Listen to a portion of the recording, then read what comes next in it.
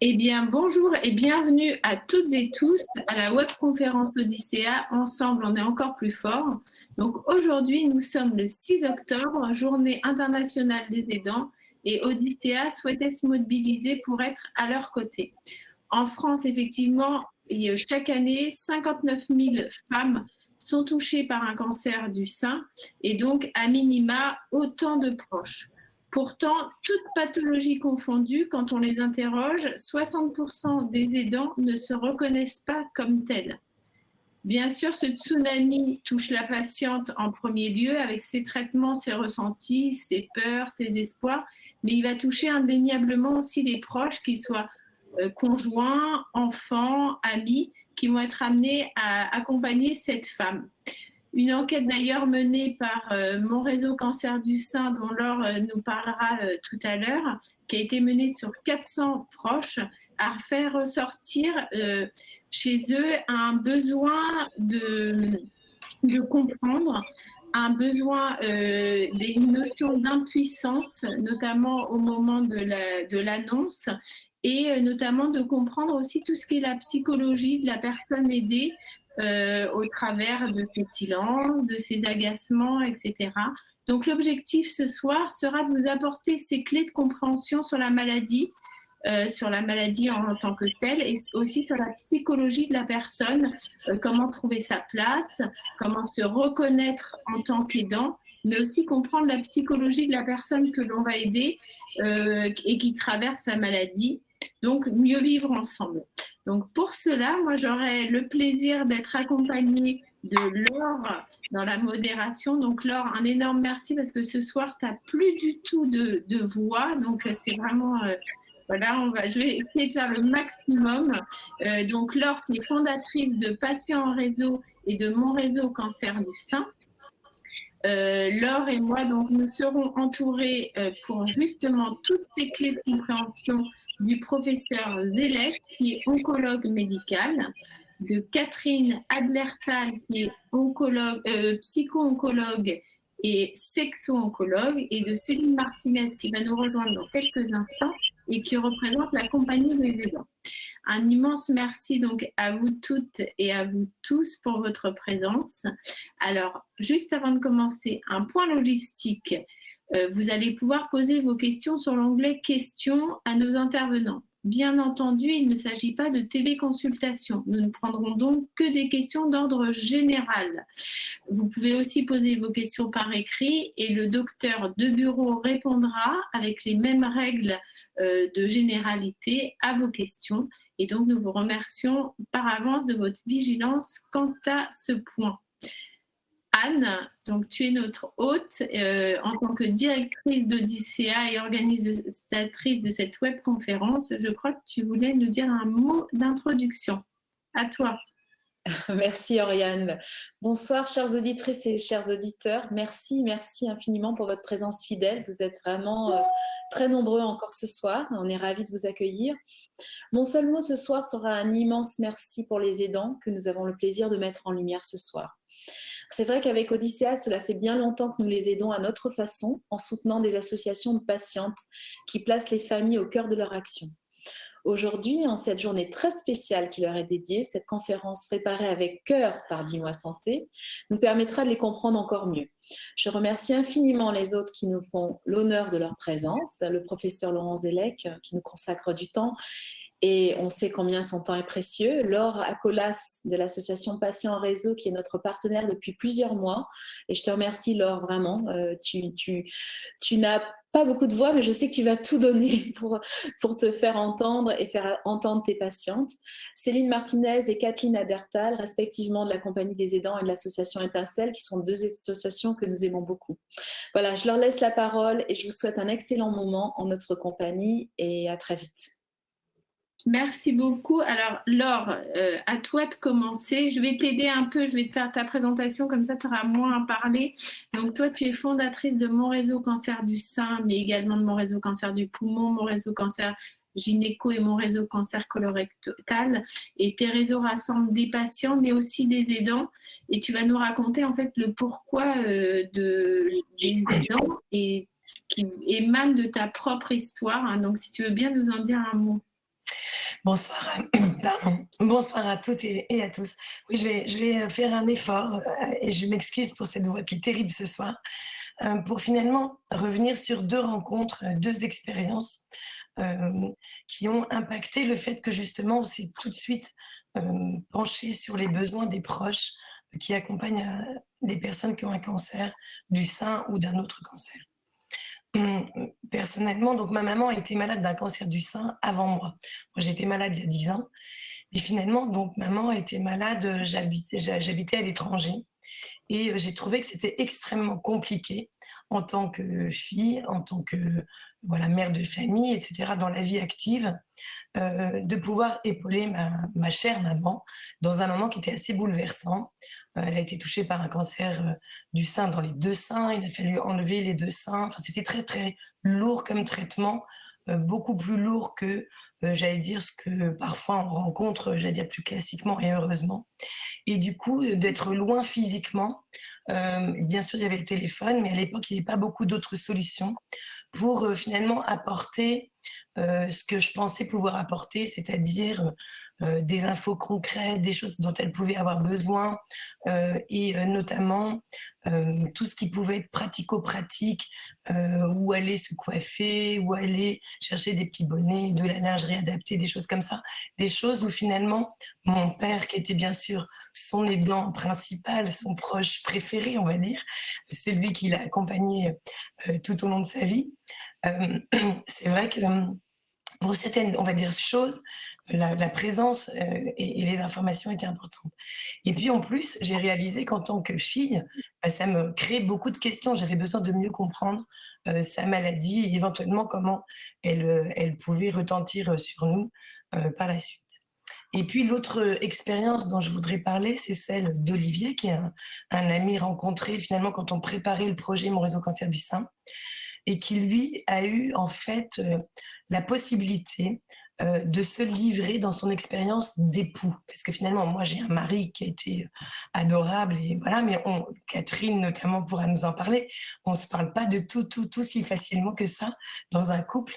Et notamment pour construire ce projet Mon réseau cancer du sein, c'était très précieux de parler avec Olivier. Et Olivier, il m'a dit plusieurs choses que j'ai trouvées très fortes.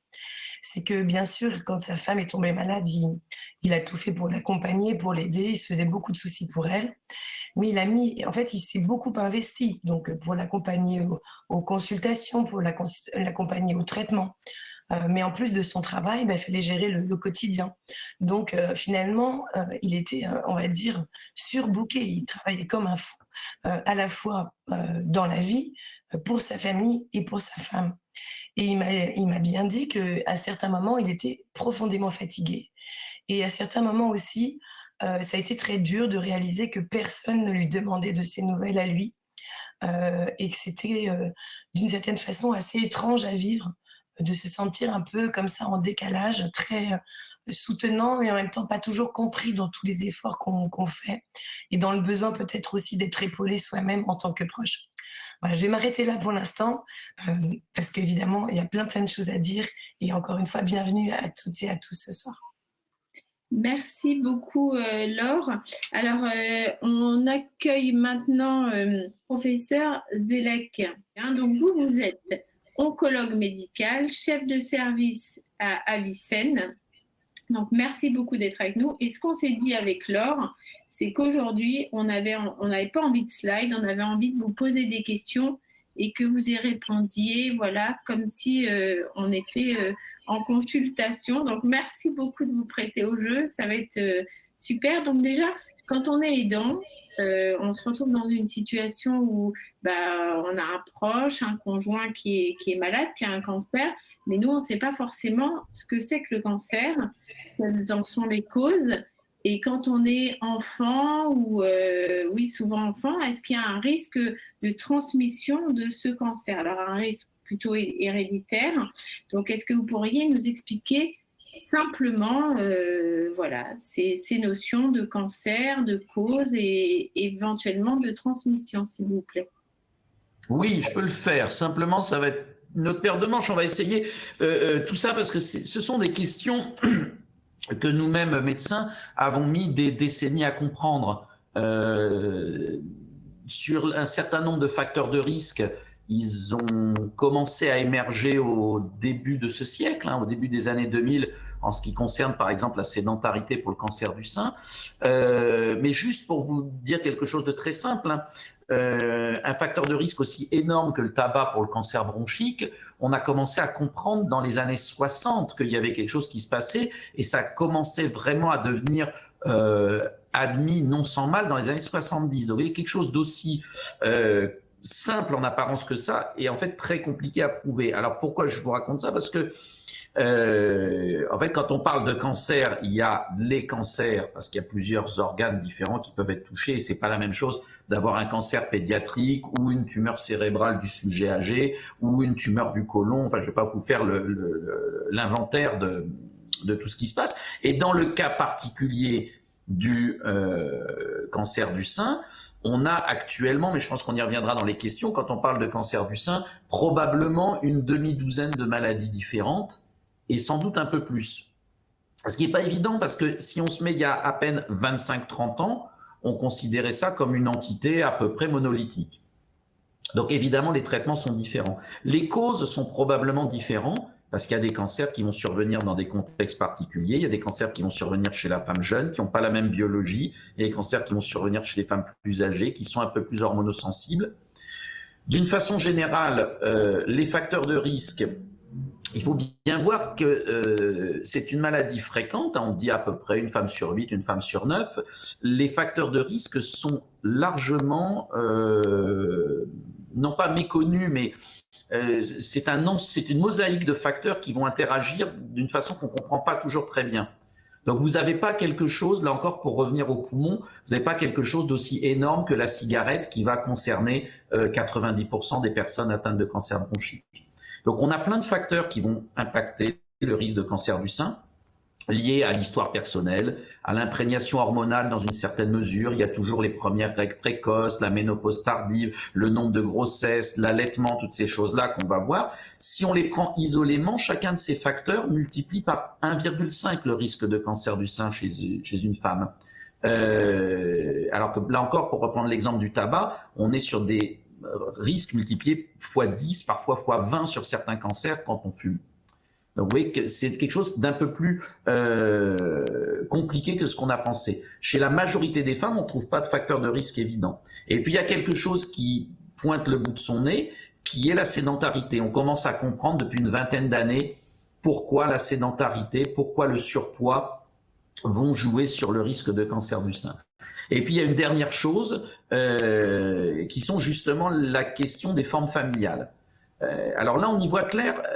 Là encore, voyons d'où on part. Moi, j'avais eu entre les mains, on m'avait montré un courrier d'un ancien directeur de Villejuif, de Gustave Roussy, des années 70, avec quelqu'un qui expliquait les antécédents familiaux de cancer dans sa famille, et où effectivement, selon ce qu'on sait aujourd'hui, il y avait une famille à risque de cancer avec une histoire familiale épouvantable et un syndrome rare qu'on connaît bien maintenant. Et ça, c'était absolument pas connu à l'époque. Et donc, on a ce courrier de ce collègue qui faisait absolument autorité dans son domaine et qui avait répondu dans les années 70, Madame, tout ça, c'est une horrible malchance, mais rassurez-vous, le cancer n'est en aucun cas héréditaire. Ça, c'était il y a quelques dizaines d'années. Les formes génétiques vont être individualisées à la fin du siècle précédent. Oui, ça fait une bonne trentaine d'années. Et effectivement, on va voir arriver ces formes génétiques chez un pourcentage significatif de femmes, avec un profil qui est vraiment assez différent généralement j'allais dire des cancers du sein un peu tout venant qu'on va voir arriver par le dépistage. Donc c'est un peu toujours les mêmes histoires, avec un âge de survenue anormalement jeune, des types de tumeurs particuliers, souvent un peu plus agressifs, mais aussi souvent plus chimiosensibles, des antécédents familiaux au premier degré. Alors là aussi, il faut faire la part des choses. Le cancer du sein est une maladie fréquente. Donc ça veut dire que malheureusement, nous aurons tous dans notre entourage plus ou moins immédiat des personnes qui sont atteintes de cancer du sein. Alors, du coup, j'en profite pour vous couper un tout petit peu, professeur Zellec. Je vous en prie. Et vous poser une autre question très importante. C'est finalement, est-ce que vous pouvez nous rappeler comment on diagnostique le cancer du sein et finalement à qui s'adresse le dépistage aujourd'hui, parce que parmi les proches, il ne faut pas oublier de se surveiller aussi. Alors oui, le dépistage va intercepter justement, j'allais dire, toutes les formes, si je puis dire, tout venant de cancer du sein. Donc les cancers du sein qui ont une évolution plutôt lente, ce n'est pas des maladies qui vont pousser en 3 mois, c'est des processus qui vont s'étaler sur plusieurs mois, voire parfois quelques années, avec, dans les questions que vous m'aviez transmises, la question de qu'est-ce que le cancer. Le cancer, ça va être, de ce qu'on en sait aujourd'hui, une accumulation de mutations dans les cellules d'un organe. Et ça se produit tout au long de la vie. Et il y a certains phénomènes qui se produisent peut-être très très tôt dans la vie. Certains phénomènes préliminaires se produisent peut-être dans l'enfance, peut-être même in utero, mais après il va y avoir une accumulation de choses qui font que ça va devenir cancéreux ou pas, et que ça va pouvoir évoluer ou pas, parce qu'il y a des cellules tumorales qui ne vont pas être viables, que l'organisme va éliminer. Et c'est très difficile de dire à quel moment précis le cancer apparaît. Et probablement d'ailleurs qu'on fabrique tous des cellules tumorales tout au long de notre existence et que l'organisme arrive tant bien que mal à faire le ménage. Donc pour ces cancers-là, cancer du sein les plus fréquents, le pic de survenue, il est après 50 ans. Donc le dépistage organisé concerne toutes les femmes de 50 à 74 ans, avec la question des femmes. Il y a 2 questions. Il y a la question des femmes plus jeunes et des femmes à risque, dont je vous parlerai dans un instant. Et puis il y a la question des femmes plus âgées, parce que la vie ne s'arrête pas à 74 ans. Et il y a justement toute une polémique dans la profession qui est que l'incidence du cancer du sein, elle continue à augmenter après 74 ans. Il continue à y en avoir, et c'est peut-être pas légitime que quelqu'un qui a 76 ans et qui est en parfaite santé, en pleine possession de ses moyens, soit exclu du dépistage. Mais tel que c'est fait là, c'est 50 à 74 ans avec une mammographie tous les 2 ans. Ça va intercepter un certain nombre de cancers d'évolution, on va dire, normale. Vous avez aussi des cancers d'évolution rapide, avec des formes biologiques plus particulières. Ces cancers-là, rien ne leur interdit de survenir entre 2 mammographies. Donc la mammographie normale, le 1er janvier 2021, c'est pas un tampon avec un visa bon pour 2 ans sur le passeport santé, si je puis dire. S'il y a un problème qui survient en 2022, alors qu'on avait une mammographie normale en 2021 et que la mammographie suivante est prévue en 2023, il faut quand même aller voir. Donc ça, c'est un message important. Donc avec ça, on considère qu'on intercepte une grande partie des cancers, notamment hormonosensibles, à un stade précoce, qui permet aujourd'hui d'éviter un certain nombre de désagréments, dont bien souvent la chimiothérapie. Alors moi, je vous coupe, professeur Zellec. Oui, coupez-moi. Voilà, alors je vous coupe. Merci infiniment, parce qu'effectivement, en préparant l'émission et en discutant avec la compagnie des aidants, et c'est ce que je vois aussi sur le fil, des gens disent, en fait, nous on est aidants et on s'oublie, parce qu'on a envie d'oublier. Et la compagnie des aidants m'ont dit, mais là en plus avec le Covid, on a des gens qui sont aidants et qui vont mourir avant la personne aidée parce qu'ils se sont oubliés et qu'ils ne se sont pas fait dépister. Et donc la prévention, la consultation gynéco, l'autopalpation, c'est vraiment des choses qui sont aussi importantes. Et les messages de prévention que vous avez passés, quand on est aidant, il ne faut pas s'oublier non plus. C'est ce qui était dans aujourd'hui dans l'enquête de mon réseau cancer du sein, où les gens disaient on s'oublie. Donc voilà, il ne faut pas s'oublier, et c'est aussi important quand on est aidant de faire toutes ces choses de prévention. Alors du coup, il y avait une question qui était sur les éléments déclencheurs. On reviendra après tout à l'heure, on la posera. Avant, on voudrait comprendre, donc on a bien compris ce que vous avez dit sur le cancer, sur les mutations qui se produisaient tout au long de la vie, et vous avez évoqué le fait qu'il existait plusieurs types de cancers. Oui. Voilà. Est-ce que vous pourriez nous expliquer, parce qu'on entend parfois, ça c'est un cancer hormonodépendant, ça c'est un cancer HER2, ça voilà, triple négatif. Alors vous avez la science, est-ce que vous pouvez nous expliquer? Alors avant, je voudrais juste finir de développer la question des formes familiales en une phrase, parce que je vous avais dit qu'il y a donc des cancers qui surviennent plus jeunes, et notamment les formes familiales, de façon très schématique, vont toucher des femmes plus jeunes, avant 50 ans, et c'est encore plus fort avant 40 ans. Le poids de l'âge de diagnostic est très important dans cette suspicion de forme familiale. Quand on a un cancer du sein après 50 ans, ça peut être une forme familiale, si on a des antécédents familiaux. Si on a un cancer du sein à 52 ans et qu'on a une sœur qui a un cancer de l'ovaire, c'est pas très normal, il faut aller regarder quand même ce qui se passe. Si on a un cancer du sein à 42 ans et qu'il est d'un type un peu agressif, c'est quand même bizarre, c'est pas quelque chose qui arrive très souvent. On va aller regarder s'il n'y a pas une forme familiale. Et si on a un cancer du sein à 32 ans, c'est quand même quelque chose qui n'est pas normal du tout et il va falloir aller regarder s'il y a une forme familiale. Donc je vous le fais très schématiquement. Donc, globalement, les formes familiales sont généralement plus jeunes et s'associent à des antécédents familiaux. Alors, ça correspond à des types différents. Aujourd'hui, on va être très schématique. On va dire qu'il y a 4 grands types de cancer du sein.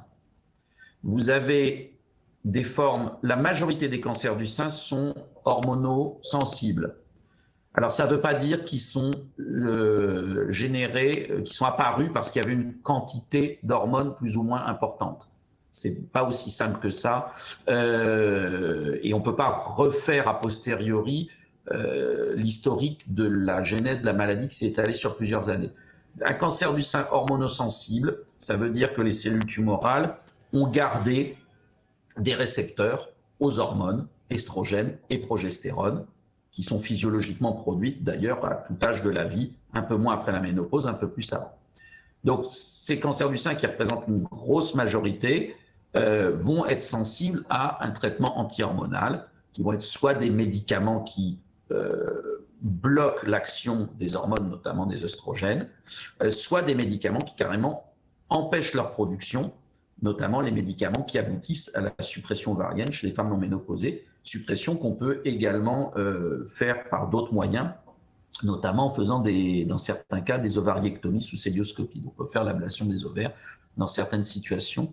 Donc voilà, ça c'est un premier bloc de tumeurs qui est très important. Là-dedans, vous avez 2 profils de maladies. Vous avez un profil de maladie qui est, on va dire, très hormonosensible, avec des maladies d'évolution plutôt lente. C'est ce qui nous donne, si on peut dire, le moins de fil à retordre.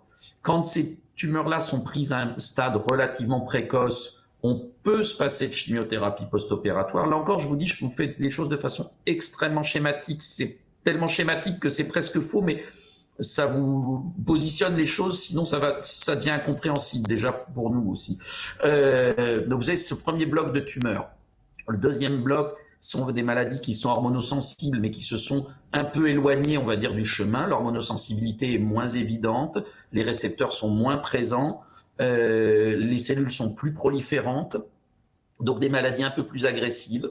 On peut continuer à les traiter avec des médicaments donc qui sont du domaine de l'hormonothérapie. L'efficacité est pas forcément aussi évidente et dans certaines situations, on sera amené à faire de la chimiothérapie, soit en post-opératoire pour éviter les rechutes, soit quand on est sur des phases de rechute à distance. Après, vous avez 2 autres entités. Vous avez une entité qui a été individualisée au début, dont les traitements ont été individualisés au début de ce siècle, donc au début des années 2000, avec une protéine qui est exprimée qui s'appelle HER2. HER2, on a compris son intérêt dans les années 90, donc tout ça est très, très, très récent. Et les traitements dirigés contre HER2 arrivent au début des années 2000, avec des anticorps dirigés contre cette protéine. Et ça a continué à s'accumuler depuis, donc on a un arsenal thérapeutique qui est loin d'être négligeable pour ces pathologies. Les formes HER2, ça représente à peu près 15% des cancers du sein. Et avant donc le début de ce siècle, avant l'arrivée des traitements, c'était considéré comme de mauvais pronostics. Et les chimiothérapies marchaient pas très bien. Seule la moitié de ces tumeurs étaient hormonosensibles. Et ça a vraiment été révolutionné par ces traitements, donc par anticorps anti-HER2 et d'autres médicaments de ce type-là. Ce qui fait qu'aujourd'hui, en post-opératoire, ces tumeurs bien traitées ont un pronostic qui devient très bon, aussi bon que celui des tumeurs les moins agressives, pratiquement. Et en situation de rechute, notamment en situation métastatique, on a des durées de contrôle de la maladie qui ont été multipliées de façon très importante par rapport au début des années 2000.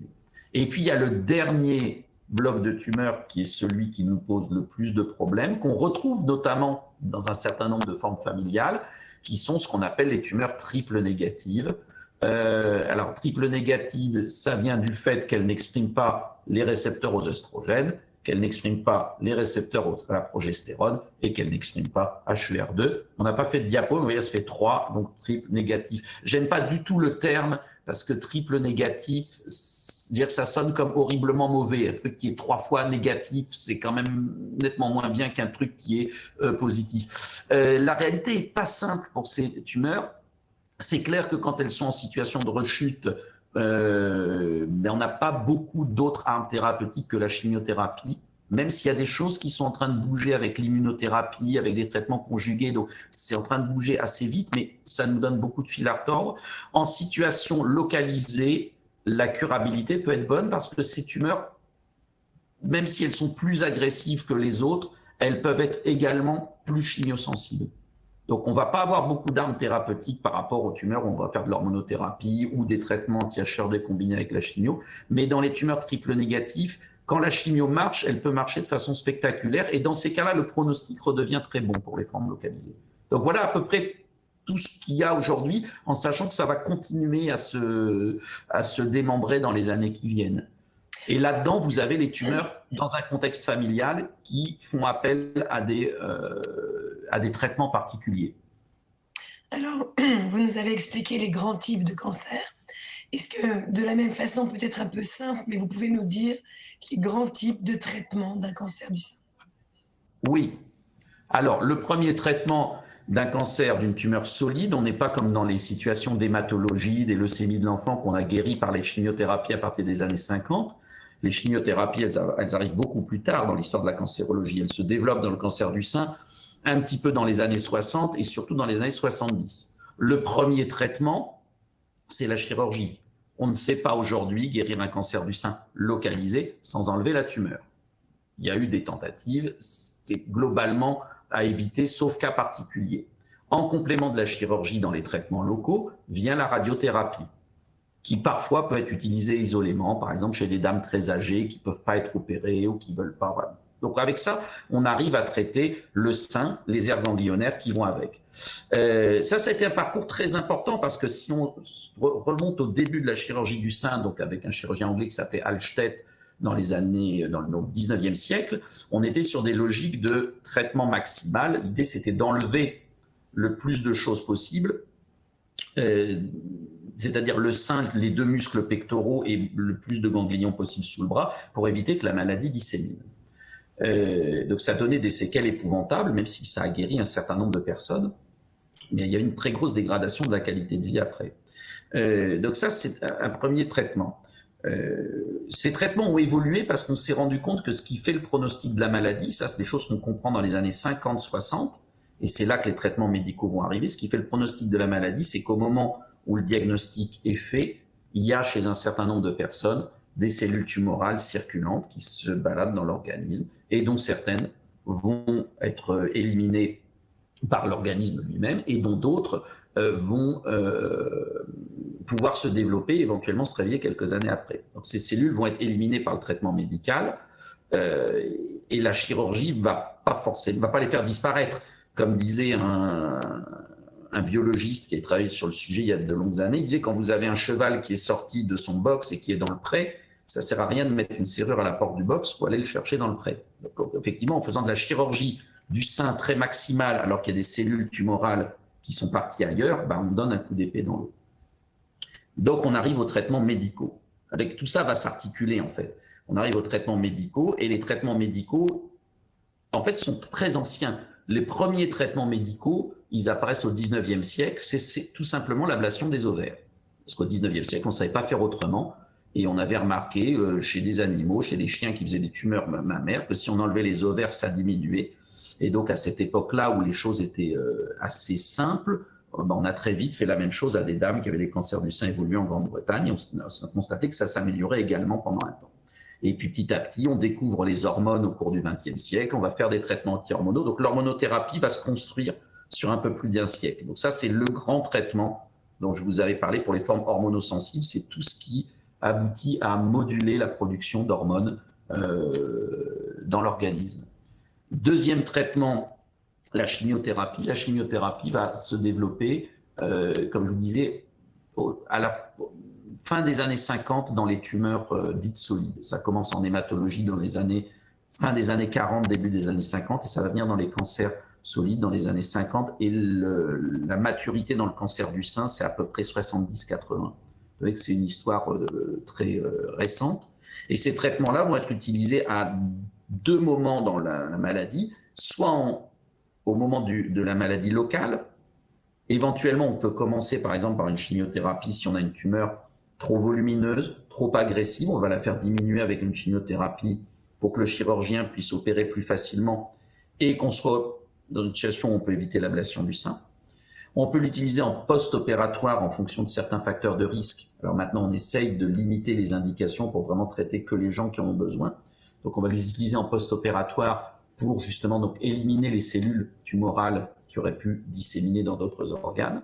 Et puis on les utilise dans des situations de rechute où là on est plus sur du traitement médical et où il y a moins de place pour la chirurgie. Voilà en gros des choses, mais c'est compliqué de synthétiser des choses qui sont construites sur pratiquement 1 siècle et que très honnêtement, nous-mêmes, on n'a pas encore parfaitement compris. Il y a des choses qui évoluent encore d'une année sur l'autre. C'est très très intéressant déjà d'avoir ces grandes pistes parce que c'est vrai que quand on se retrouve dans une situation d'aidant, on ne connaît pas forcément, on ne connaît pas les acronymes, on ne sait pas ce qui attend le patient. Donc voilà, c'est très important. Alors en revanche, quand on est aidant, en termes, on l'a bien vu, hein, de traitement, l'oncologue, le radiothérapeute, le traitement de la tumeur, on va laisser la main. Peut-être qu'en tant qu'aidant, il y a des choses sur lesquelles le traitement plus complet, général, la prise en charge, comme on dit, holistique à 360 degrés du patient va peut-être être plus proactif, mieux aider à bouger, mieux se nourrir, etc. Est-ce que vous pourriez nous parler justement de toutes ces choses satellites qui tournent autour des traitements dont vous avez parlé et pour lesquels les aidants ont une place qui va être importante justement pour trouver les ressources, pour accompagner, etc. Quels sont tous ces traitements complémentaires? Oui. Alors le terme de satellite, il est intéressant parce que c'est vrai qu'en pratique, ces satellites, et en fait, c'est crucial. Mais donc, c'est toute la question des soins de support, qui est quelque chose qui, là encore, s'est construit après coup. Alors, en fait, ces satellites, parce qu'avant de faire des soins de support, il faut avoir un traitement antitumoral correct. Et on ne discuterait pas des soins de support si on avait si on n'avait pas fait tout ce travail-là sur les chimiothérapies et tout ça avant. Mais effectivement, on se rend compte aujourd'hui que on fait une chimiothérapie à quelqu'un, pour prendre le cas, mais on pourrait parler de l'hormonothérapie aussi, qui pose d'autres problèmes, hein, qui est souvent méconnu d'ailleurs. On fait un traitement antitumoral, donc on va traiter la tumeur. On va regarder si ça va mieux par des moyens qui peuvent être l'examen clinique, l'imagerie ou diverses choses. Et en fonction de ça, on va continuer, modifier, adapter selon les effets secondaires. C'est la base. Cette base, comme on dit en mathématiques, c'est une condition nécessaire mais non suffisante. Si ce travail-là n'est pas fait correctement, c'est même pas la peine de penser à autre chose. Mais c'est juste le minimum. Et là-dessus vont se greffer les soins de support. Les soins de support, ça va être plusieurs cercles concentriques. Il y a d'abord tout ce qui a été... Alors, il y a des choses qui ne sont pas forcément du domaine des aidants. Il y a la question de tout ce qui évite les effets secondaires graves de la chimiothérapie, les antinauséeux, les facteurs de croissance pour les globules blancs, tout ça, ça s'est construit très récemment. Ça fait partie du soin de support. Et puis après, il y a tout un tas de mesures qui sont plus rattachées aux médecines complémentaires, qui touchent à l'activité physique et qui, même dans une acceptation large des soins de support, peuvent concerner la spiritualité ou éventuellement des médecines alternatives.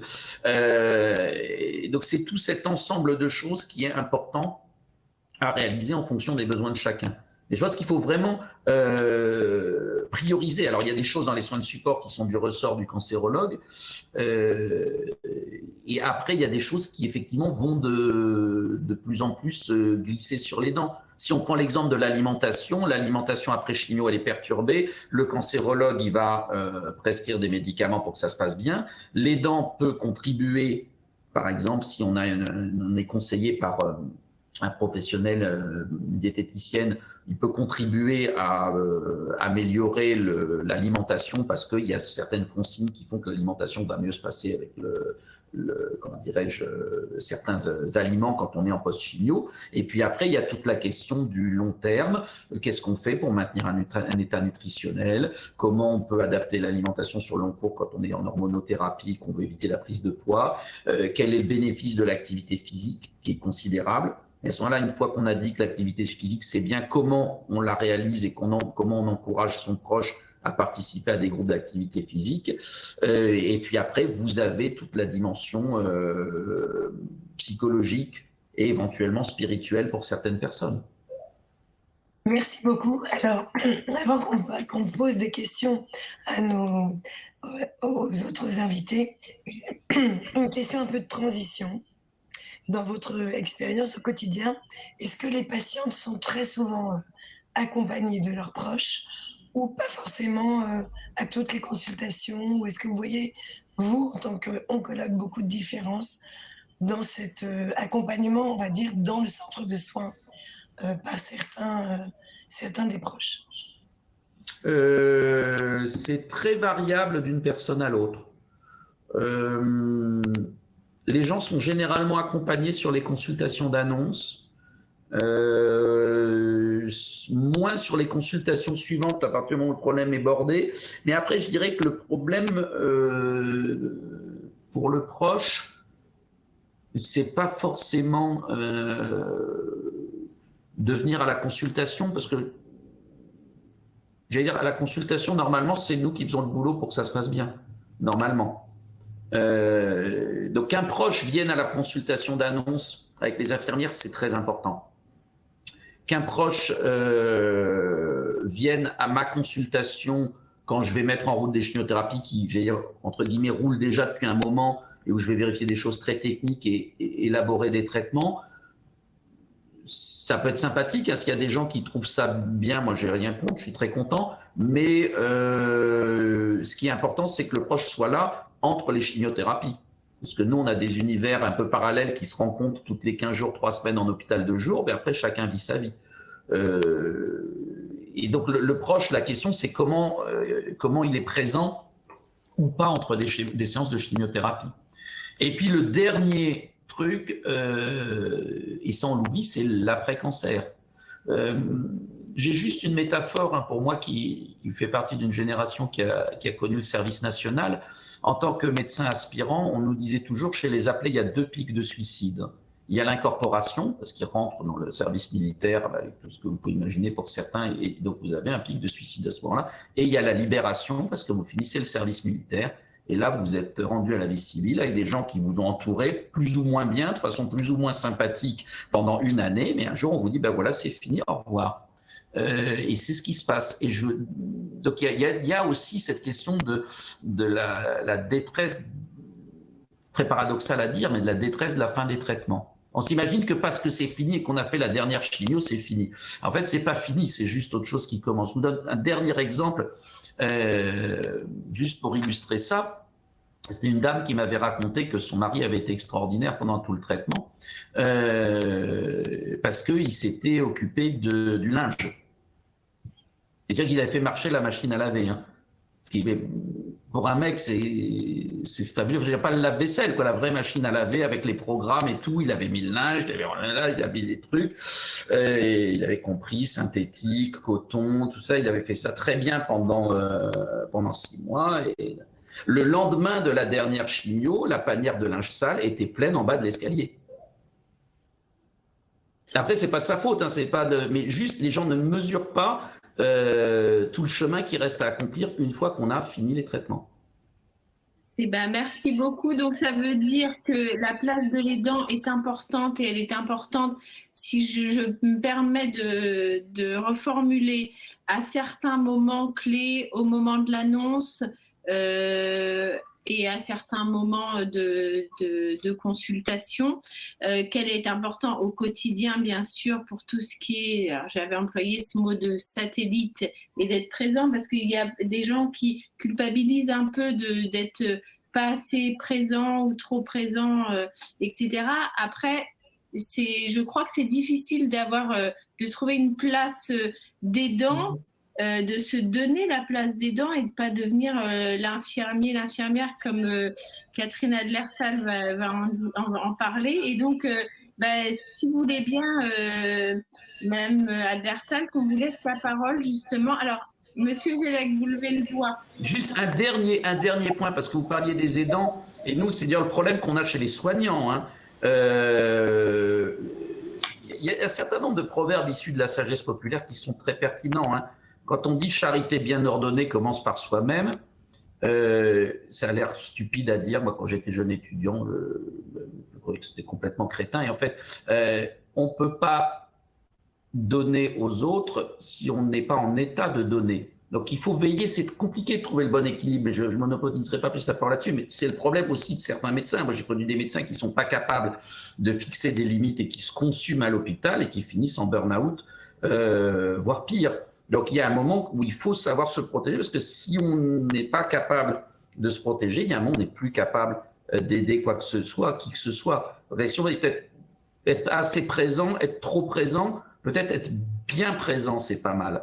Et le dernier point, vous parliez des retards diagnostiques. Moi, je suis effectivement troublé du nombre de gens qui sont aidants, par exemple, de personnes âgées dépendantes et qui ont des cancers du sein qu'ils n'ont pas diagnostiqués parce qu'elles se sont occupées de leur mari qui était dépendant avec des troubles cognitifs, et on a 3-4 ans de retard diagnostique parce que les mammographies n'ont pas été faites. Et moi, je vois des dames qui arrivent et qui disent, ben voilà, moi, cette année, mon mari est mort, je m'en suis occupé pendant 3 ans parce qu'il était dépendant, et là, quand même, je suis allé voir ce qui se passait dans le sein, et on arrive dans certaines situations un peu tard, et c'est effectivement très dommage. Je ne monopoliserai pas plus la parole.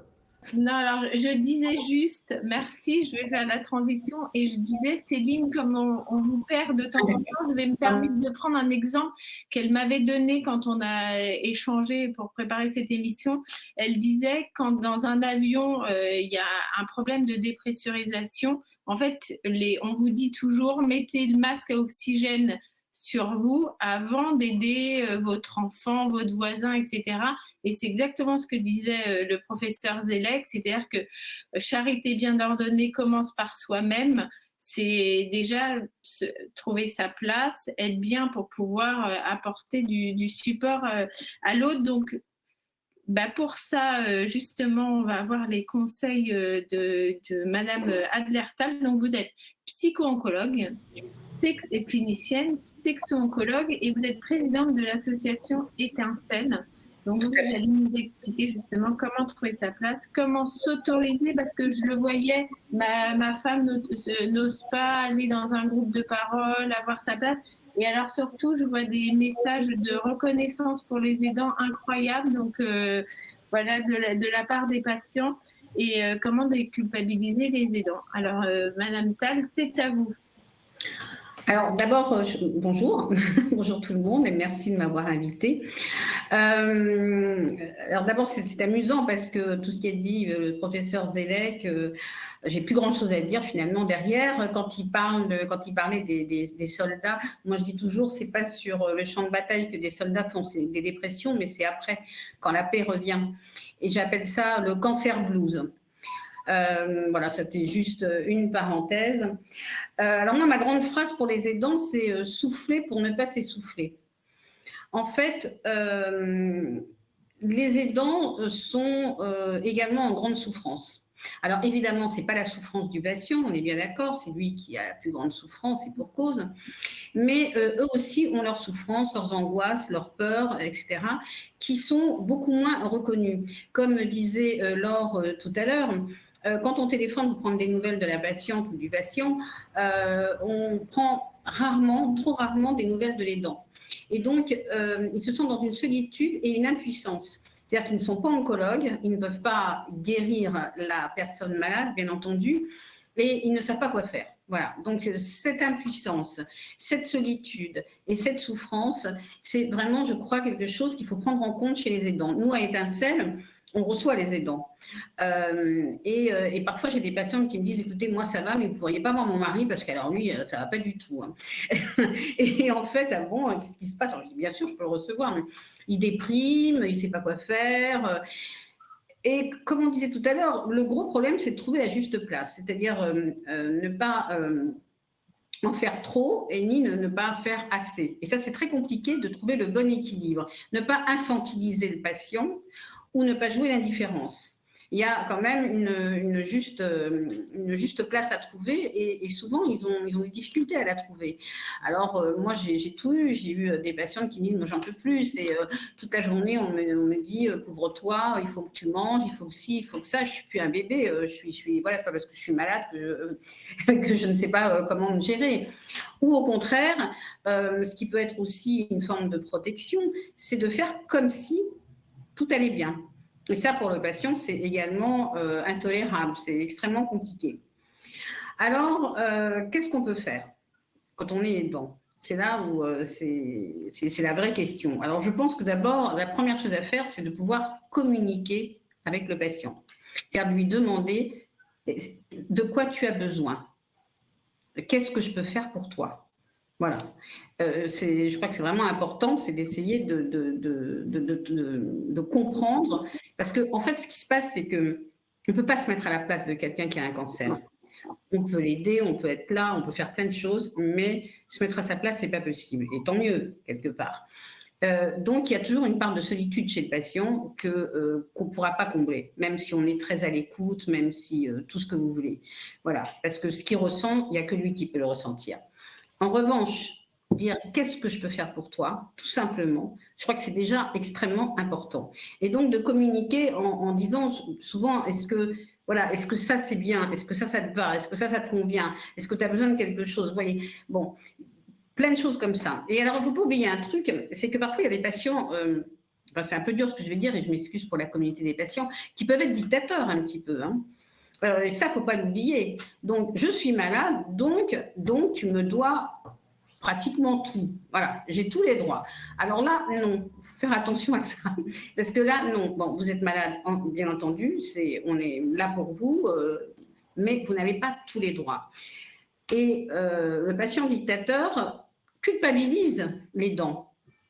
Et ça, c'est très compliqué. Par exemple, moi, j'ai eu des aidants qui m'ont dit, bah non, moi, je ne vais pas prendre un pot avec des copains, ou je ne peux pas aller au cinéma, ou je ne vais pas faire ma séance de sport, parce que quand même, ma femme, elle est malade, et moi, de quoi j'ai l'air si je vais me détendre un peu, quoi. Je ne peux pas. Non, alors qu'elle, elle n'est pas bien. Eh bien si, parce que comme je disais tout à l'heure, il faut souffler pour ne pas s'essouffler. Parce que si vous aussi, vous tombez en dépression, que vous n'êtes pas bien, que vous arrêtez vos activités physiques, ou alors qu'au contraire, vous plongez à fond dans le travail pour rentrer le plus tard possible à la maison, à un moment donné, vous aussi, vous allez tomber malade. Alors il faudra quoi? Un deuxième aidant qui vienne aider et l'aidant et le patient. Donc tout le truc, c'est de pouvoir trouver sa place, savoir à un moment donné prendre des moments pour soi, se protéger sans culpabilité. Et ça, je crois que c'est vraiment très important parce que souvent les aidants se culpabilisent. Alors, soit ils se culpabilisent tout seuls, soit on les culpabilise. Et puis aussi, alors, je dirais, les aidants d'aidants, enfin l'entourage, doit prendre en compte aussi l'existence de l'aidant et sa souffrance. Et ça, je crois que tant qu'on n'aura pas donné cette place à l'aidant, ce sera toujours très compliqué pour lui. Alors après, pour revenir à ce que disait Laurent Zellec sur l'après-maladie, et là, c'est vraiment un grand message aux aidants que je passe, puisque j'ai l'occasion, donc là, je leur dis, les gens ne connaissent pas bien le cancer, et tant mieux pour eux. Donc, ils s'imaginent peut-être que c'est comme après une angine, que le dernier jour de l'antibiotique, c'est fini. Donc souvent, le dernier jour du traitement, quand on dit aux patients, bah, écoutez, vos résultats sont bons, pour l'instant vous êtes guéri ou en rémission, bon, ça dépend du vocabulaire de chacun, on se revoit dans 6 mois, c'est l'entourage très souvent s'empresse d'oublier. Et c'est vraiment champagne, t'es guéri, on passe à autre chose, on oublie et tu redeviens celle que tu étais avant. Sauf que ça ne se passe pas comme ça dans la vraie vie. Une reconstruction psychologique et physique d'une maladie comme le cancer, ça prend beaucoup de temps. Alors, ça dépend des gens. Il y en a qui vont tout de suite s'y remettre, bon, mais c'est rare. En général, il faut compter une bonne année pour se reconstruire aussi bien physiquement que psychologiquement. Et ça, les aidants, il faut qu'ils le comprennent. Il faut qu'ils comprennent que si le patient continue à être fatigué ou avoir des moments de dépression dans le vrai sens du terme, c'est-à-dire de baisse de pression, ou qui ne sont de la déconcentration, ou qui ne sont pas forcément capables de faire ce qu'ils faisaient avant, c'est normal. Et parfois, les aidants disent bah, « écoute, ça y est, t'es guéri, quoi, allez, c'est bon ». Non, non, non. Ça, il faut vraiment faire passer le message. C'est très compliqué de redevenir… D'abord, on n'est jamais, je pense, on ne peut pas être la même personne avant et après une maladie comme le cancer. Ça, c'est un. On peut être mieux, ça peut apporter des choses. Hein. Les bénéfices secondaires, ça existe. Enfin, ce n'est pas le sujet. Peut-être on en aura un jour là-dessus. Mais là, ce n'est pas le sujet. Mais en revanche… qu'on soit encore sous les effets indésirables physiques des traitements et les effets psychiques et psychologiques de la maladie, ça peut durer assez longtemps. Donc ça, je crois que c'est vraiment un message à faire passer. Voilà, que pourrais-je dire d'autre? Je crois que c'est à peu près tout. Alors si, il y a un petit problème qui me touche beaucoup, c'est la sexualité aussi. Alors, Catherine, on a deux questions avant, chacune. Pardon. Voilà. Ouais, on a deux questions. La première, c'est, il y a eu des messages dans le fil. Il y a aussi des aidants ou des proches qui disparaissent, en fait. C'est-à-dire qu'avec la maladie qui arrive, il y a aussi des personnes qui se retrouvent, j'allais dire, abandonnées. Est-ce que tu peux aussi nous parler de ces situations et voir comment le gérer? Alors d'abord, je voudrais savoir, qu'est-ce qu'on appelle les aidants? C'est les conjoints, c'est les amis, c'est les enfants, c'est les parents, c'est quoi? C'est une vraie question. Alors, les amis qui disparaissent, il y en a plein. Enfin, il y en a plein, il y en a pas mal. C'est vrai que le carnet d'adresses a tendance à bouger quand on a une maladie comme le cancer. Alors, pourquoi? Alors, ça dépend. Il y en a parce que ça fait effet miroir. Quelque chose qui fait peur, c'est-à-dire qu'il est en train d'arriver à la personne, ce qui peut nous arriver à nous, on n'aime pas, on fuit. Il y en a d'autres, c'est parce qu'ils ne savent pas quoi dire. Alors, comme ils ne savent pas quoi dire, au lieu de dire tout simplement, écoute, voilà, je suis là si tu as besoin de quoi que ce soit, non, ils essaient de trouver un truc, ils se font des nœuds au cerveau pour trouver la parole miracle qui n'existe pas, donc ils s'éloignent. Il y en a d'autres qui n'osent pas appeler. Bon, si je l'appelle, je lui demande qu'est-ce que je veux dire, salut, comment vas-tu? Ben non, c'est idiot comme question, elle ne peut pas aller bien puisqu'elle a un cancer. Donc bon, voilà, ils se prennent la tête et ils disparaissent. Mais il y a aussi ceux auxquels on ne s'attendait pas et qui, eux, alors parce que il y a un côté humain ou parce que dans leur histoire familiale ou personnelle, ils savent ce que c'est que la maladie, bien arrivent avec toute l'aide qu'ils peuvent apporter et parfois c'est des bonnes surprises. Donc ça, c'est plutôt pour l'entourage, disons, amical, voilà. Les conjoints. Alors, la grande phrase, c'est évidemment, enfin la grande idée, c'est très souvent les hommes se barrent. Alors moi, je dis non. Les hommes, ça arrive, bien sûr, mais en règle générale, ils sont plutôt inquiets pour leurs femmes. Et quand ils aiment leur femme, ils ont peur pour elle et ils restent. Alors peut-être d'une manière maladroite, ça c'est possible, mais en tout cas, ils restent. S'ils s'en vont, il y a plusieurs raisons. Alors soit la relation n'était pas solide, pas suffisamment solide. Moi, je demande toujours comment c'était avant la maladie. Et souvent, quand ils sont partis, c'est que avant, ça n'allait déjà pas et qu'effectivement, l'annonce du cancer n'a rien arrangé. Soit c'était une relation qui était fondée que sur la relation physique, sur la sexualité.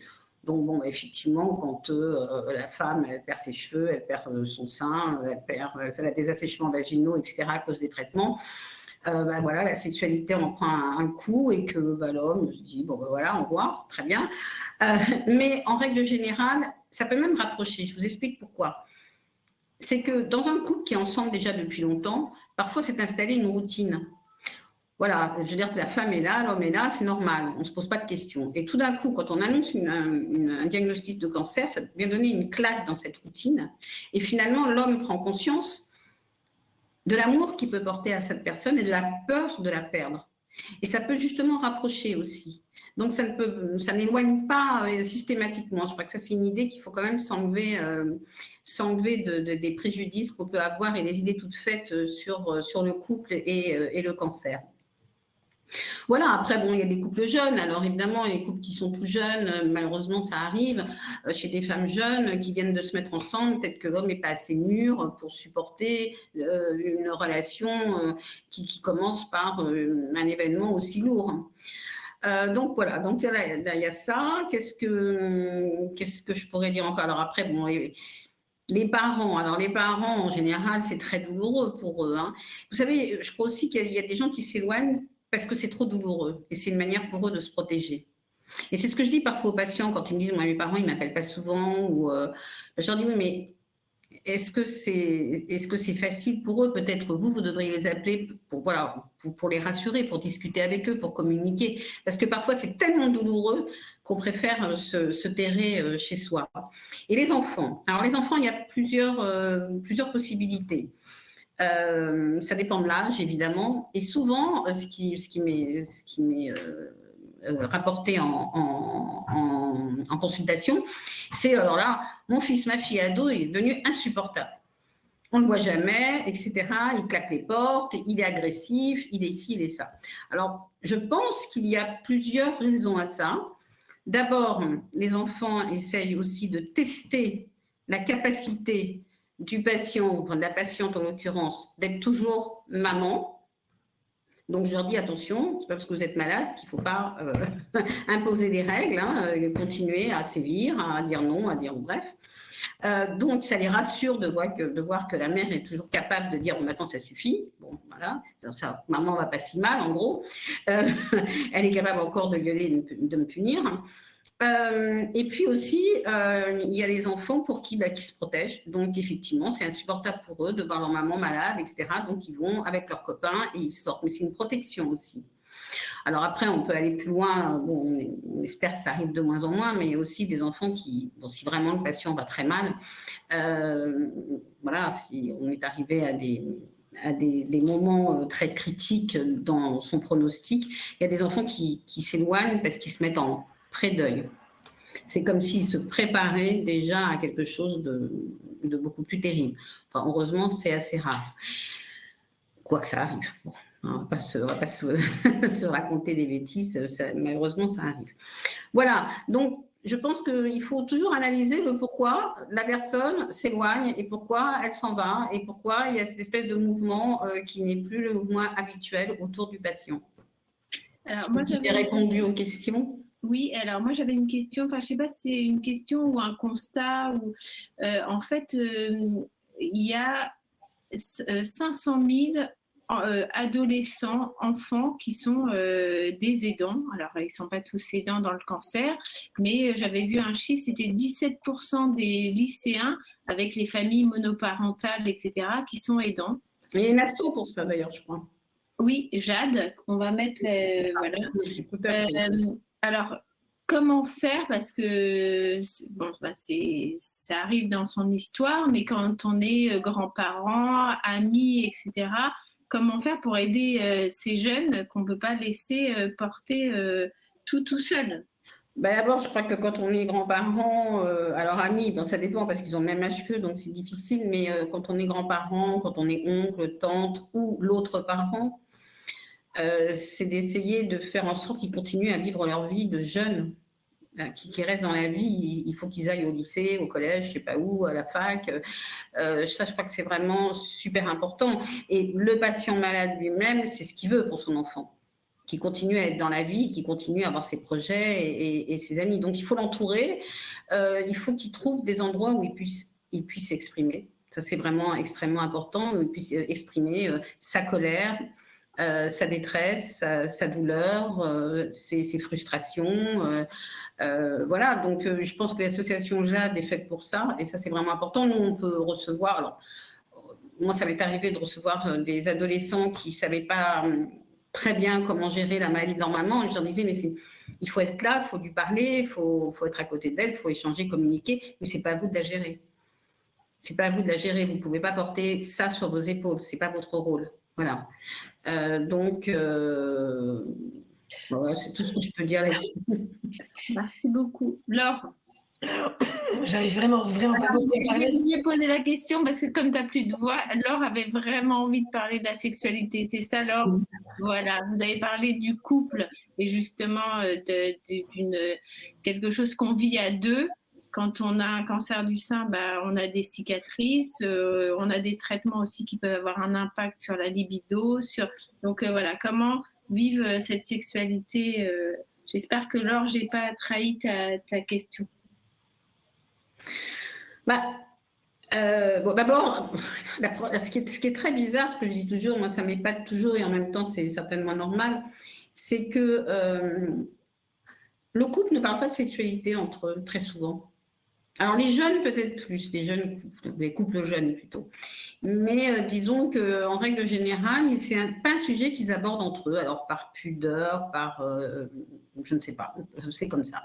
Donc la première chose que je leur dis, c'est de communiquer entre eux. Ça, c'est vraiment, si vous ne parlez pas, alors c'est pour ça que c'est bien de les voir en couple, parce que le fait qu'il y ait un tiers, voilà, moi je pose les questions assez cash, donc du coup ça remet un peu de parole et de fluidité dans l'échange. Mais c'est vrai qu'ils n'échangent pas souvent entre eux là-dessus. Alors, il y a des moments, effectivement, pendant les traitements où la sexualité devient compliquée. Surtout, il y a des traitements qui font perdre la libido. Même si la libido, c'est à 60% psy quand même. Mais enfin, disons qu'il y a quand même une partie physique. Et donc, il y a des baisses de libido, il y a des assèchements vaginaux, donc la pénétration peut faire terriblement mal. Il y a aussi l'image du corps, hein. Les femmes me disent mais moi je me sens plus femme, j'ai perdu un sein, j'ai grossi, j'ai maigri, ma peau, mais j'ai plus de cheveux, enfin moi, etc. Alors, tout d'abord, une question, une question que je leur pose, je leur dis mais votre partenaire, qu'est-ce qu'il en pense? Alors parfois elles me disent bah non, lui il me trouve toujours aussi belle, mais moi je m'aime plus. Alors déjà, ne pas penser à la place de l'autre, c'est ce que je dis toujours. Voilà, ça c'est très important. Donc c'est pour ça que c'est important de communiquer. Il faut savoir que la sexualité, c'est pas juste la pénétration. La sexualité, c'est quelque chose qu'il faut adapter au moment T de sa vie. La sexualité, c'est évolutif. On n'a pas la même sexualité à 20 ans qu'à 80. C'est normal, tout le monde comprend pourquoi. Donc, quand il arrive à un événement comme la maladie comme le cancer avec ses traitements, c'est sûr qu'il va falloir à un moment donné adapter sa sexualité. Donc, comme je le disais tout à l'heure, ce n'est pas que la pénétration, il y a les caresses, il y a le sexe oral, il y a plein aussi de oh là là, excusez-moi, je suis fatiguée en fin de journée. Enfin bon, il y a des moyens pour par exemple, si une femme ne veut pas se montrer parce qu'elle a 5 mois, etc., il y a des moyens pour ne pas se faire violence à soi-même et faire violence à son partenaire. Ce qui est aussi très important, c'est de respecter le rythme de chacun. Par exemple, si une femme me dit, moi, mon mari, il refuse de me voir sans cheveux, ou il refuse de voir ma cicatrice ou ma mastectomie, et je trouve que c'est violent qu'il refuse. Donc, j'essaie de leur expliquer que le rythme du patient n'est pas le même que le rythme du conjoint. Donc, ce n'est pas la peine de lui faire violence pour qu'à un moment donné, il ait une image un peu traumatique et que là, ça va vraiment foutre en l'air totalement la sexualité. Non, il va y arriver ou pas à son rythme. Ce n'est pas le même que le vôtre. Vous, malheureusement, le vôtre, il a dû être précipité et pour cause, parce que ça vous arrive à vous, donc voilà. Mais lui, il n'en est pas là. Donc tout ça, il faut absolument respecter. Et vice-versa, si la femme ne veut pas se montrer, je veux dire, le conjoint n'a pas à la forcer aussi à dire oh non, mais moi je veux voir. Non, si elle n'en est pas là, il faut aussi respecter ce rythme-là. Donc je pense que la communication, respecter le rythme de chacun, ne pas penser à la place de l'autre, peut énormément aider à avoir une sexualité peut-être pas feu d'artifice, mais au moins satisfaisante en évitant les frustrations des uns et des autres. Maintenant, la question qu'il faut poser toujours, c'est comment la sexualité était avant. Parce qu'on s'aperçoit de temps en temps, assez souvent, que finalement le cancer est devenu un prétexte. C'est-à-dire que c'était moyen, c'était pas top. Voilà, mais alors maintenant encore moins. Mais en fait, c'est à peu près pareil. Mais sauf que maintenant, il y a une bonne excuse, quoi. Vous voyez? Enfin, je m'excuse de dire ça, c'est un peu violent, mais vous voyez ce que je veux dire. Bon. Donc, il faut déjà savoir comment était la sexualité avant. Si la sexualité avant était topissime et tout d'un coup, pouf, voilà, il faut essayer de comprendre pourquoi. Il y a des moyens. Il y a des traitements. Alors là, bon, il fallait voir un médecin sexologue qui connaisse l'oncologie, évidemment, pour voir quel type de traitement peut être adapté au type d'inconfort sur ce plan-là. Il y a des traitements qui peuvent aider. Il n'y a pas de traitement miracle, mais il y a quand même des choses qui peuvent aider, je vous dis, pour obtenir une sexualité, pour arriver à une sexualité à peu près satisfaisante. Voilà. Alors, je suis Céline Martinez et je vous prie de m'excuser pour cette connexion que j'ai du mal à installer, car c'est la grande journée des aidants et que je milite pour la compagnie des aidants pour justement œuvrer pour toutes ces problématiques que vous évoquez avec cette richesse des partages. Je vais me permettre d'intervenir. Oriane, tu es d'accord? Tu me fais un pouce levé? Oui, très bien. Alors, je suis désolée de ne pas pouvoir me montrer, mais on garde l'énergie pour le son. Mais voilà, je suis Céline Martinez, j'ai 50 ans, je suis la maman d'un enfant porteur de handicap. Donc, je suis dans les danses depuis 12 ans. Il est porteur d'une des maladies rares les plus graves sur les 8000 répertoriées. Et j'ai donc repéré la grande difficulté de ce que c'est que d'être aidante. Et avec ma légitimité et mon expertise de psychologue clinicienne, j'ai pu poser des mots sur ce parcours qui est très particulier. Alors on va tout petit peu rembobiner et je vais vous donner ce que c'est que la définition d'être aidant. C'est une personne qui est non professionnelle à 80% dans le cercle familial et qui n'est donc pas rémunérée et qui va aider, compenser, donner et aider la personne qui est en situation de handicap ou en perte d'autonomie ou en maladie chronique ou victime d'un accident. Donc ça peut être un enfant, ça peut être un jeune adolescent, ça peut être un adulte ou une personne âgée, dans tous les gestes du quotidien. Voilà, donc c'est comme un poisson pilote qui, en permanence, va être à côté de l'aider. Donc, ce qui est très important à percevoir, c'est qu'il y a un duo aidant-aidé. C'est un écosystème. Vous parlez à l'aidant, ça parle aussi à l'aider. Vous parlez à l'aider, ça va parler aussi à l'aidant. Il y a vraiment un discours et une communication silencieuse qui s'installe sous vos yeux, souvent vous les médecins.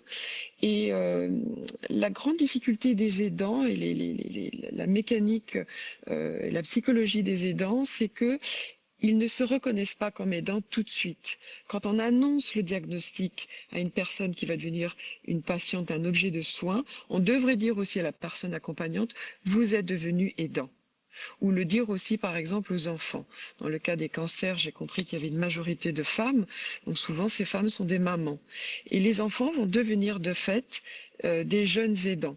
Qu'est-ce que ça veut dire? Ça veut dire que quand l'enfant va rentrer de l'école, il va pas se mettre devant la télévision ou jouer à sa petite console ou aller jouer en bas avec ses copains. Il va peut-être aller chercher des médicaments à la pharmacie et apporter un verre d'eau à sa maman ou même, s'ils sont plus âgés, faire la cuisine, faire le ménage et aller chercher les petits frères et sœurs à l'école. Donc il y a des transformations dans les rôles de chacun qui vont se banaliser au fil du temps.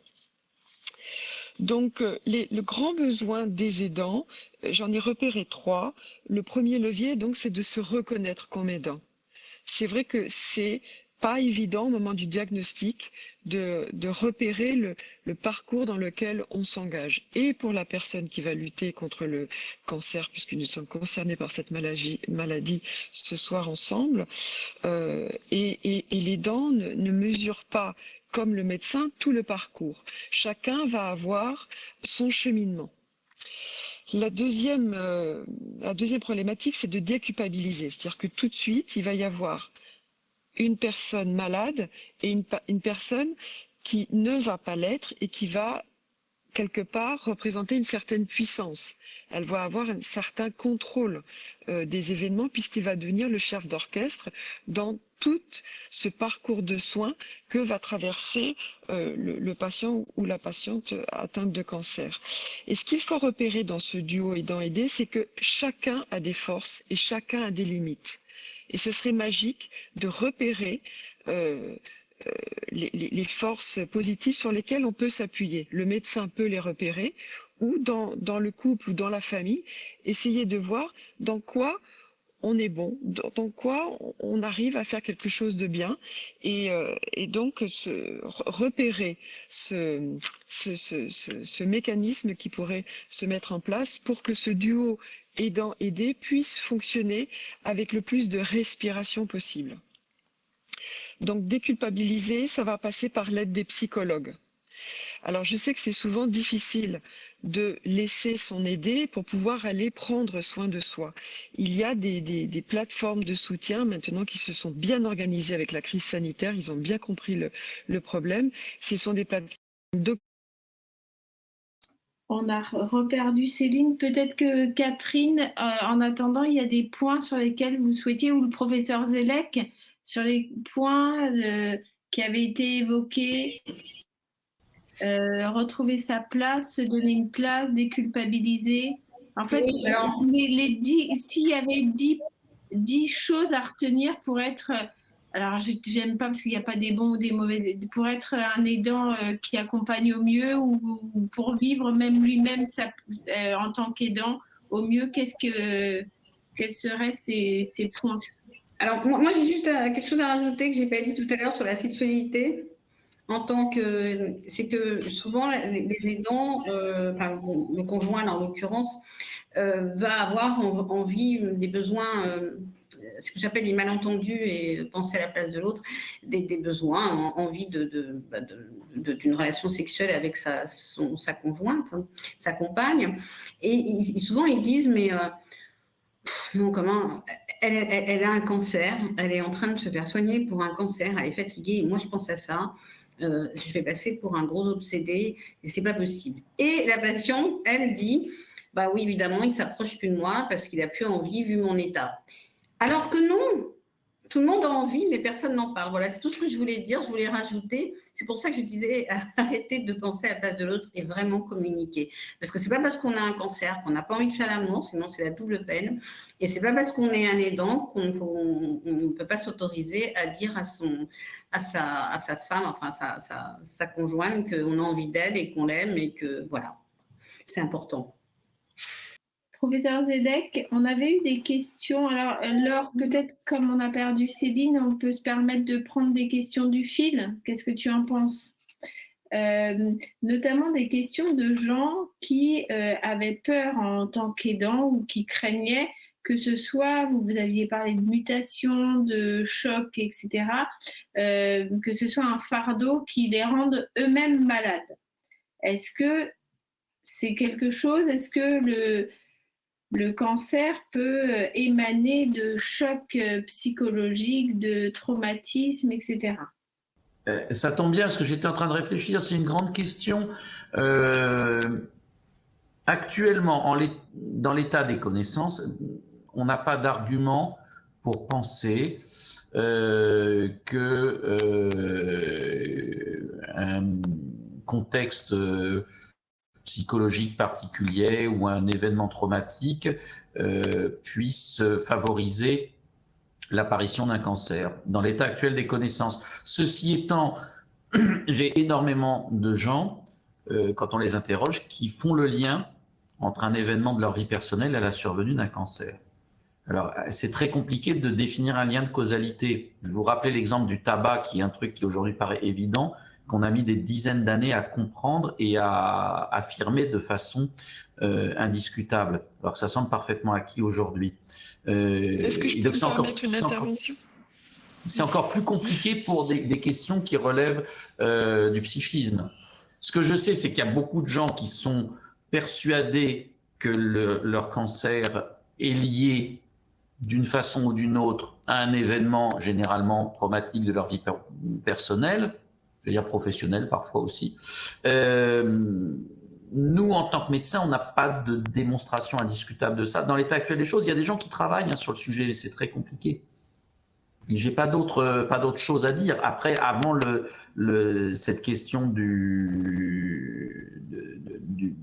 l'effet direct du psychologique sur le cancer, il y a aussi l'effet sur le soin. C'est-à-dire qu'un aidant va être moins attentif à sa santé, à son alimentation, à son activité physique et à tout ce qui fait qu'il peut rester en bonne santé, souvent.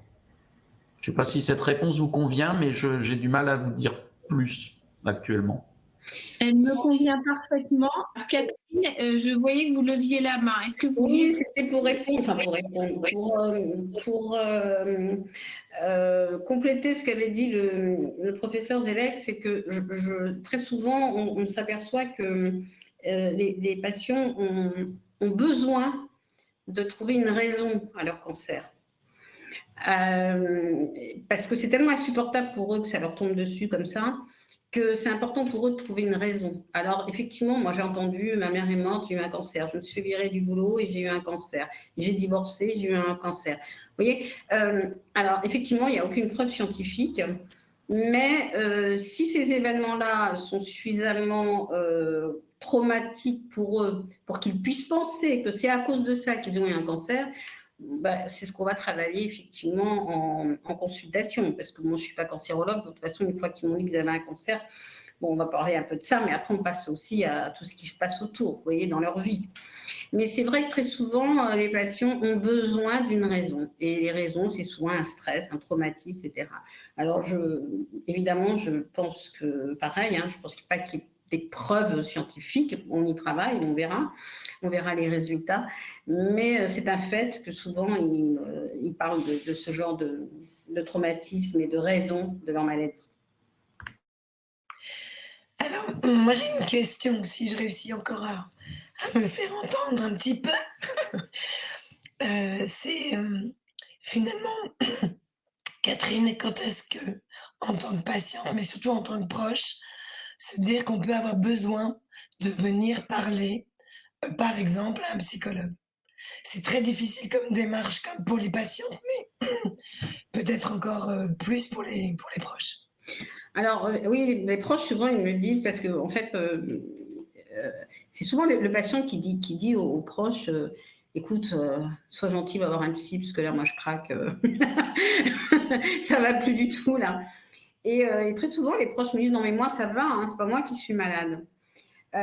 Donc tout de suite ils se posent comme ça. Et puis quand on commence à discuter un peu, écoute Laure, moi la seule chose que je peux te dire c'est que ils peuvent venir à tout moment. Voilà, il y a plein de moments clés dans le parcours de la maladie. Ils peuvent venir alors à l'annonce du diagnostic, bien entendu, parce que c'est un bouleversement pour tout le monde, pour le patient bien sûr, mais pour le proche aussi évidemment.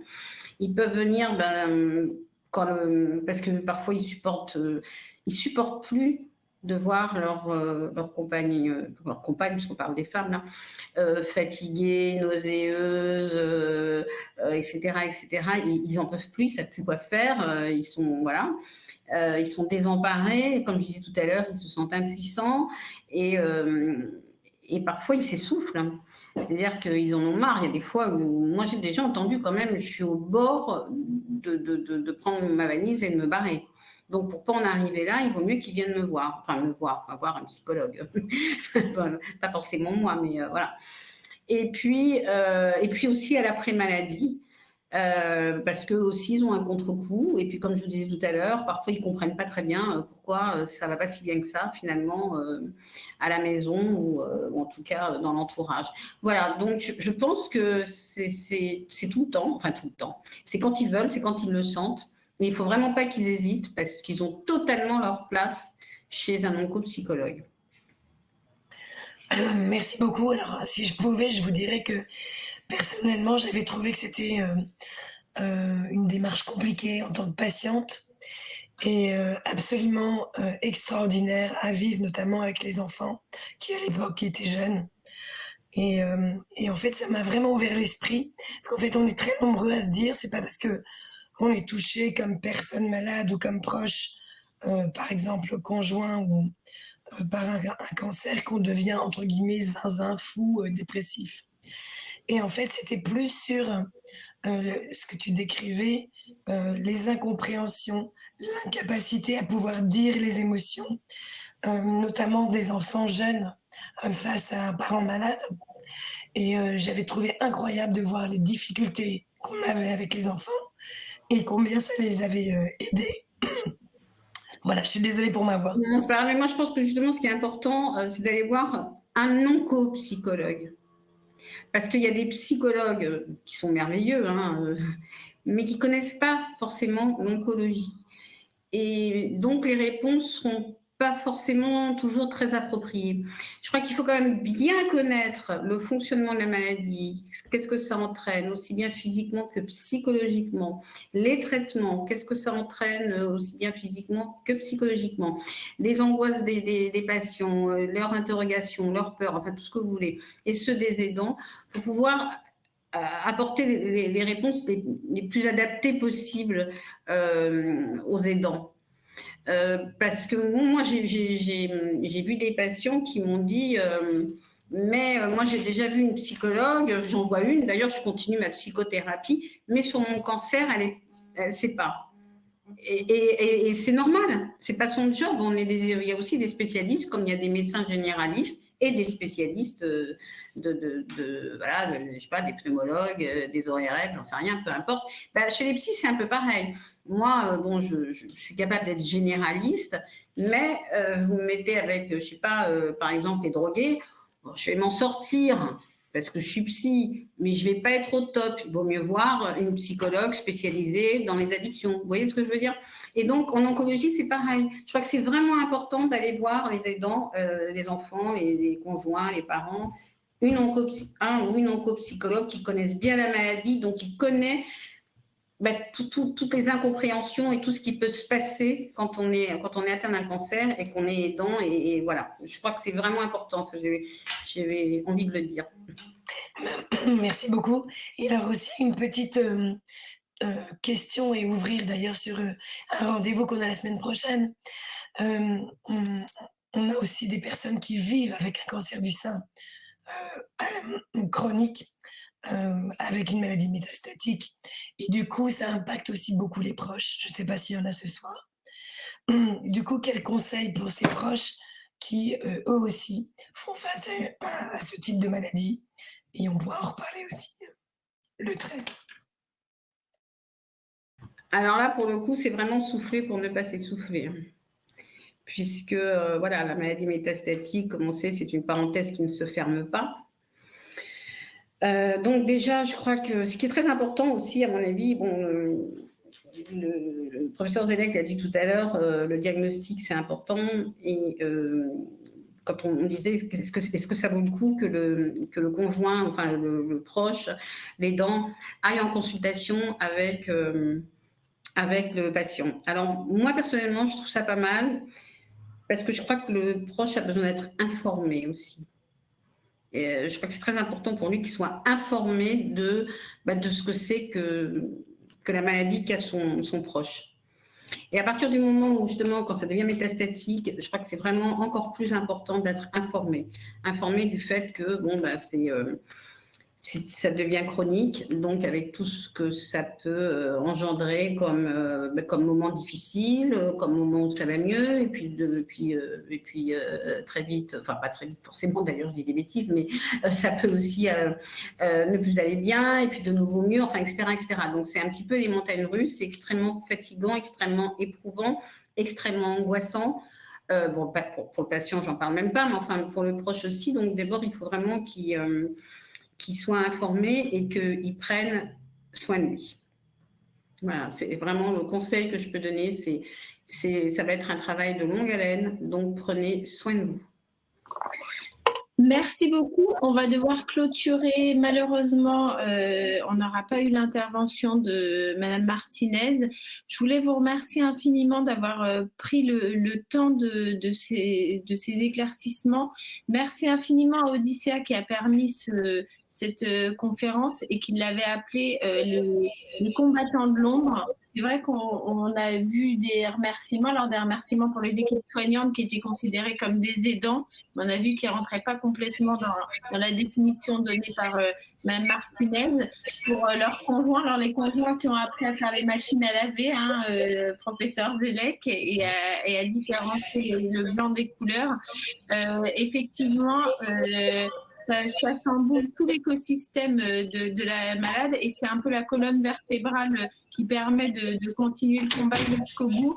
Donc, je suis très contente d'avoir participé à titre personnel à faire avancer et à changer, à donner des informations, à faire tomber certains tabous. Donc, merci beaucoup pour cette opportunité. Et donc, Anne, je vais te laisser conclure.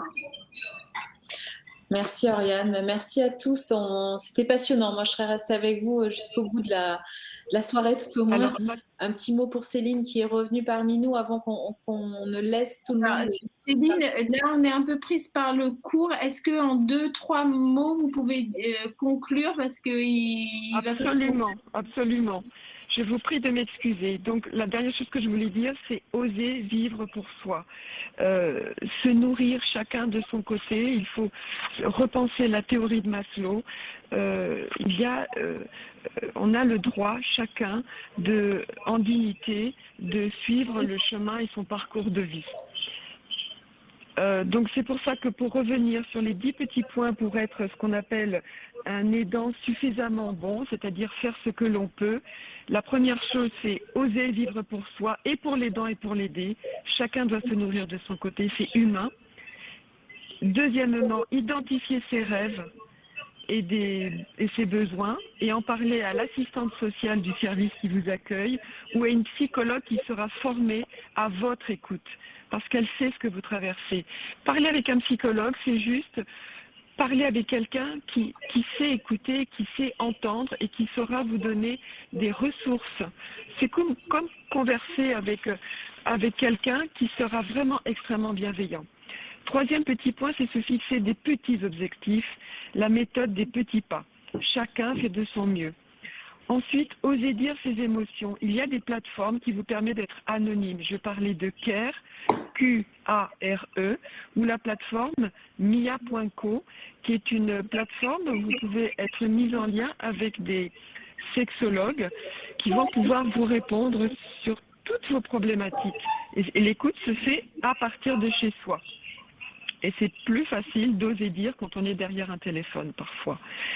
En 5, s'obliger à voir un médecin 2 fois par an minimum, même si tout va bien. Et accepter de l'aide, même si elle est imparfaite, repérer ce qui est positif et s'appuyer dessus. Et en dernier point, faire attention à ses limites. Et ça veut dire quoi, ces limites? C'est quand il y a vraiment de la souffrance, genre trouble du sommeil, de l'appétit ou du stress. Parce qu'effectivement, être aidant, c'est être perpétuellement avec l'aidé dans des situations de stress, donc on va vers des maladies inflammatoires. Et il existe plein de petites solutions thérapeutiques très douces, comme un cours de yoga en visioconférence, ou faire venir chez soi quelqu'un qui va vous donner un massage de shiatsu sur vos habits, vous n'avez pas besoin de vous déshabiller. Ce sont des petits points, des petits sas de décompression qui vont vous mener à l'équilibre, et je vous le souhaite à tous. Voilà. Merci Céline.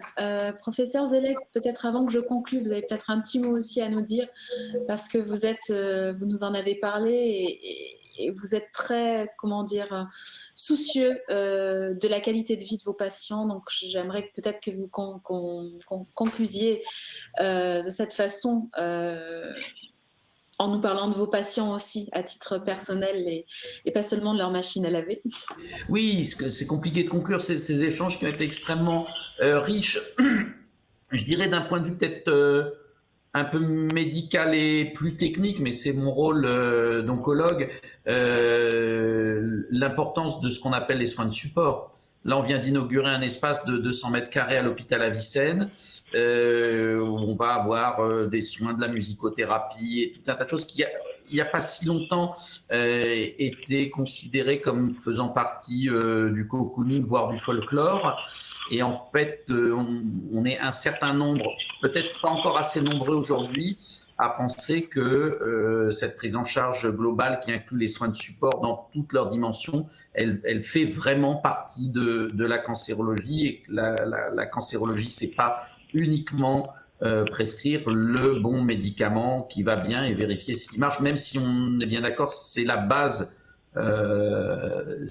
du traitement, mais on doit être capable de faire plus et mieux pour tout le monde. Et les soins de support, ils peuvent être aussi réservés aux aidants, du coup. Bien sûr. C'est ça qu'il faut, je Bien pense, c'est sûr. important de le dire. Bien sûr. Et bravo, hein, j'étais hier à l'inauguration, c'est super. Ah, merci. Merci. C'est vraiment magnifique. On a quelques satisfactions encore à l'hôpital, malgré tout ce qui nous est arrivé au cours des 18 derniers mois. Ah oui, c'est un très bel endroit. Merci à tous. Donc, je disais qu'on serait resté avec vous très, très longtemps et je propose que si on est tous vaillants et si on peut le faire, il y a une saison 2 de cette thématique sur les aidants qui est vraiment passionnante. Moi, j'étais vraiment honorée de vous écouter et passionnée. Je souhaite remercier également, en plus de nos intervenants, notre partenaire avec son soutien institutionnel, Harmonie Mutuelle. Je crois qu'il est bon de les saluer, leur claim, si je peux me permettre de parler ainsi, et Avançons Collectif. Voilà, le collectif, c'est aussi ce qui nous rassemble aujourd'hui, ce qui rassemble les aidants et les associations qui nous ont fait la joie et l'honneur d'être avec nous.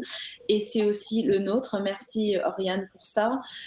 Ensemble, on est encore plus fort. Voilà, je crois que tout est dit. Et merci à tous de nous suivre de façon si fidèle. On a hâte de vous retrouver. On va travailler ensemble pour vous proposer quelque chose de nouveau rapidement. Merci Laure, merci Oriane, merci professeur, merci Catherine. Merci. Prenez soin de vous, prenez soin de vous.